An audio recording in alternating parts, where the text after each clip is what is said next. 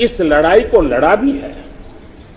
इस लड़ाई में हमारे सामने अनेक चुनौतियां थी, लेकिन हर क्षेत्र में हम देशवासियों ने असाधारण गति से काम किया है।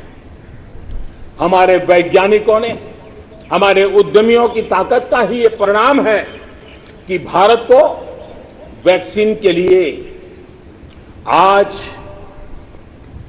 किसी और देश पर हमें निर्भर नहीं होना पड़ा। आप कल्पना कीजिए, पल भर सोचिए, अगर भारत के पास अपनी वैक्सीन नहीं होती तो क्या होता।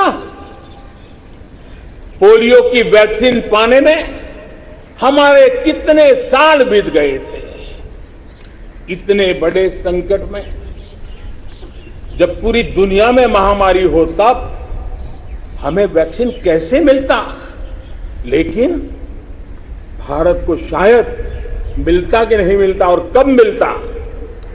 लेकिन आज गौरव से कह सकते हैं कि दुनिया का सबसे बड़ा वैक्सीनेशन प्रोग्राम हमारे देश में चल रहा है।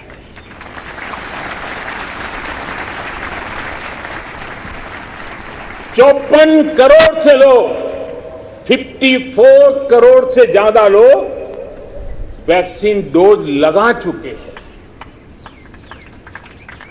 कोविन जैसी ऑनलाइन व्यवस्था, डिजिटल सर्टिफिकेट देने की व्यवस्था आज दुनिया को आकर्षित कर रही है।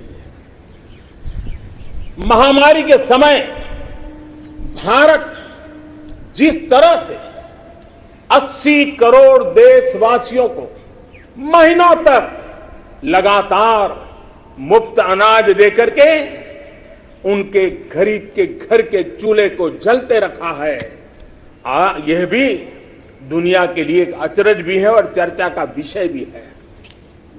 ये बात सही है कि अन्य देशों की तुलना में भारत में कम लोग संक्रमित हुए। ये भी सही है कि दुनिया के देशों की जनसंख्या की तुलना में भारत में हम अधिकतम मात्रा में हमारे नागरिकों को बचा सके, लेकिन ये हमारे लिए पीठ थपथपाने का विषय नहीं है, संतोष पाकर के सो जाने का विषय नहीं है।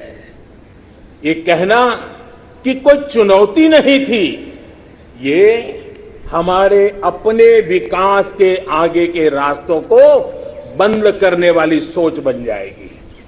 दुनिया के समृद्ध देशों की तुलना में हमारी व्यवस्थाएं कम है। विश्व के पास, समृद्ध देशों के पास जो है वो हमारे पास नहीं है।